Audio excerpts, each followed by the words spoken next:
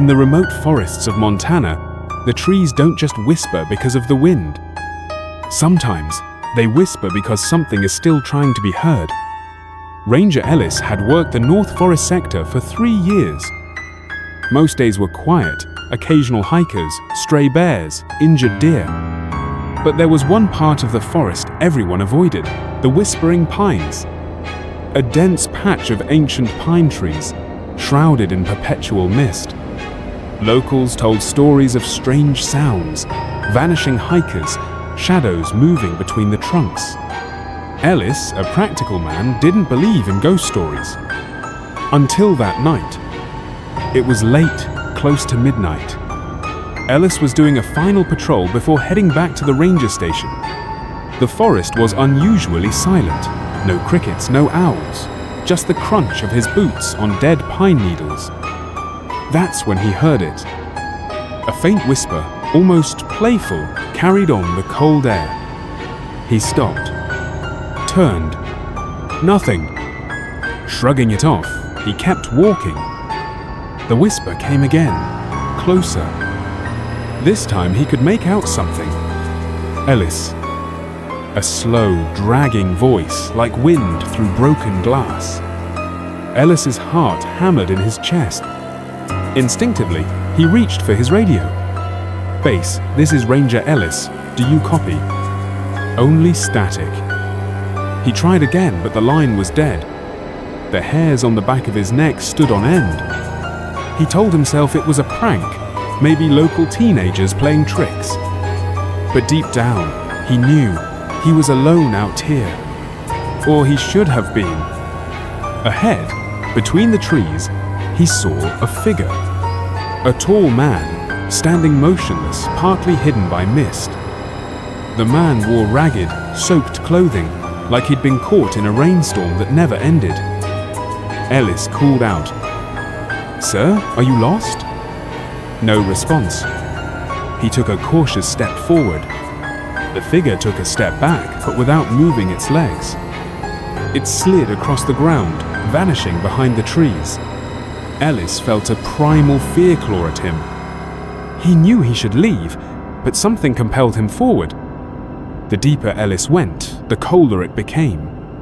His breath formed thick clouds, his flashlight flickered, struggling against the mist. Whispers now came from all sides. Some laughing, some crying, some screaming. And in the cacophony, the same dragging voice, clearer now. "You left me." Ellis stumbled into a clearing he didn't recognize. In the center stood an old, rotting sign. Trail closed, no entry. Behind it, a small, overgrown path stretched into blackness. Suddenly, a shape lunged from the trees. The same ragged man, but closer now. Ellis shone his light directly at him. The man's face was twisted, mouth hanging open unnaturally wide, hollow sockets where eyes should be. Moss grew from his clothes, worms writhing in the fabric. Ellis turned and ran. The whispers chased him, rising into an unearthly scream. Branches clawed at his arms, the mist thickened, and shadows darted at the edge of his vision. Somehow, he found his way back to the main trail. The whispers faded. The cold lifted. When he finally burst into the ranger station, bruised and panting, the other rangers stared at him in shock. "Ellis, where the hell have you been?" He checked his watch. He'd been gone for nearly 4 hours. To him, it felt like 30 minutes. Later, Ellis learned that decades ago, a hiker named Thomas Gray had vanished in those woods. Last seen near the Whispering Pines during a storm. Locals believed his spirit lingered, calling out to anyone who dared enter, trapping them to share his fate. Ellis transferred to a new park within a month. But some nights, when the wind is just right, he swears he still hears the trees whisper his name. Ellis. Some things in the wild aren't just hidden. They're not supposed to be found at all. Ranger Kyle was experienced, level-headed, and had seen just about everything in his 7 years patrolling the Appalachian wilderness. One early fall evening, he was assigned a routine patrol to check a trail known for unauthorized camping. The sun dipped low as he hiked along the ridge trail. He carried only the essentials: a flashlight, first aid kit, and a radio. The forest felt off. Still, no birdsong, no rustling critters, just the sound of his own boots on the dirt. About an hour in, he spotted something unusual, a faint orange glow through the trees like a campfire. As he approached the light, the air grew colder, and an eerie fog clung to the forest floor. He expected to find teenagers sneaking a fire. Instead, he found an old campsite tattered tents, a smokeless fire, and 3 people sitting silently around it. 2 men and 1 woman unmoving, staring into the dead fire. Kyle stepped into the clearing, announced himself. "Evening, I'm with the Forest Service. Campsites aren't allowed here." No one responded, not even a glance. He stepped closer. The fire emitted no heat. The tents looked decades old, covered in mildew, patches torn open. The people's clothes were outdated, worn, like they'd been left out in the elements for years. "Are you folks all right?" Still nothing. Then one of them, the woman, turned her head slightly. Her lips moved. A whisper, "We never left." Kyle stepped back, suddenly unnerved. He radioed in. "Base, this is Ranger Kyle. I found a campsite near Ridge Trail with 3 individuals. They're unresponsive, requesting guidance." Silence. No static, no crackle. Just nothing. He checked the signal. Full bars. He tried again. Still silence. Then he turned back. The campsite was gone. No tents, no fire, just a cold, empty clearing. The earth where the fire had been was undisturbed. Like nothing, and no one had ever been there. Kyle searched the area. Nothing. No footprints. No gear. He began to doubt himself. Had the stress of the job finally gotten to him? Back at the station that night, he told the other rangers. Most brushed it off. Except for one ranger Moore, an older man close to retirement. He pulled Kyle aside. "You saw them, didn't you?" Kyle frowned. "Saw who?" Moore's voice dropped. 1,972. A group of campers went missing up there, never found. Only thing left was a burnt-out fire ring and scraps of clothing. Every few years, someone sees them again. A few days later, Kyle returned. He had to know if what he saw was real. Same trail, same silence. As dusk approached, the temperature dropped again. Then, the orange glow returned. He moved slowly, this time, careful to stay hidden. There they were, same 3 people, same dead expressions. This time, the man sitting closest turned eyes milky white, face pale and bloated like he'd drowned.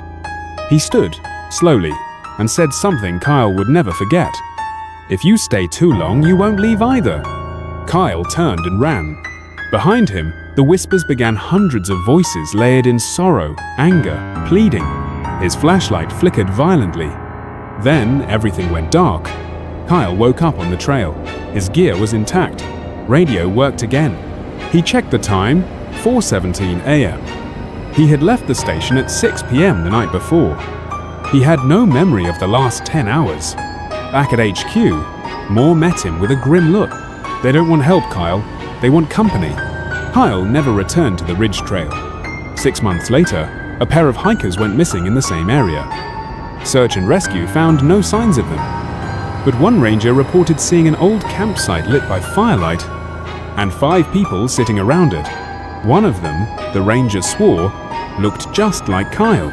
The wilderness hides many things, some lost, others waiting to be found again. Some park rangers carry bear spray, others carry faith.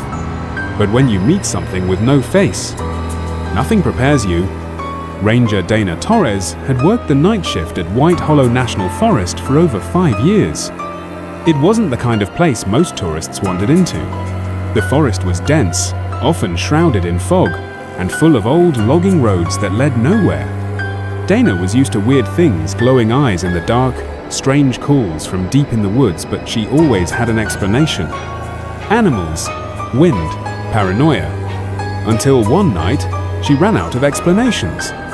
At 2:11 a.m., Dana received a call on her Ranger radio. Unit 4, we have a distress ping from Fire Trail 9, possibly a hiker. Proceed with caution. She checked the map. Fire Trail 9 hadn't been used in years. Technically, it was closed, overgrown, barely walkable. But the ping was real. Someone or something had activated the emergency beacon. She grabbed her flashlight, a flare gun, and her handheld GPS. The deeper she went, the quieter everything became. No crickets, no leaves rustling. Even her boots felt muted on the forest floor. Then she saw a faint red blinking light through the trees. The beacon, it was attached to a backpack. Old, moldy, ripped open like it had been clawed. No sign of a person. She reached for her radio. Control, I've located the beacon, but there's no... Crack, a branch snapped behind her. She turned quickly, flashlight scanning the tree line. Nothing. Then, a shadow moved. Long, thin, wrong. The figure stepped into view, tall, pale-skinned, wearing tattered clothes that hung off like old curtains. But what chilled Dana to the bone wasn't the way it moved gliding instead of walking. It was its face. There wasn't one. Just smooth, featureless skin, like wet porcelain. No eyes, no mouth, no nose. Yet somehow, Dana felt it staring at her. She stumbled backward, hand trembling, radio crackling with static. "Identify yourself," she shouted. "This is restricted land. I will use force." The figure tilted its head, then mimicked her voice, distorted, echoing, "This is restricted land." Dana turned and ran. The fog thickened unnaturally fast. Branches clawed at her, and the trees seemed to lean closer as she passed. She looked back. The man with no face was now just feet behind, gliding without sound, gaining speed. She fired the flare gun into the air, hoping to blind it, signal help. But the flare just vanished into the fog like it hit a wall of smoke. Then, silence. No footsteps, no breathing. Just white, oppressive fog. When Dana looked around, she was no longer on the trail. Her GPS blinked wildly, jumping coordinates, spinning erratically. She tried to retrace her steps, but the terrain had changed. Trees she'd passed moments ago were now gone. Or different. The woods were folding in on her. Then, a whisper. Not in her ears, but inside her head. "Stay. You belong here now." And then a breath. Warm. Behind her ear. She turned. He was there. Only inches away. Still faceless. But now, reaching out. Dana screamed and lunged forward, crashing through branches until she hit something. Metal. An old fire tower, half collapsed, but real. She scrambled up the rusted ladder. From the top, she fired a second flare, and this time it broke through the fog. Within 20 minutes, backup arrived. But when they searched the woods, there was no trace of the beacon, the backpack, or the creature. Dana never took another night shift again. She filed a report, but left out one detail. Back in the tower, right before help arrived, she looked through her binoculars toward the trees and saw 5 more figures, identical, all faceless, all watching, and all silently waving. Some things in the woods don't want to hurt you. They want you to stay, forever.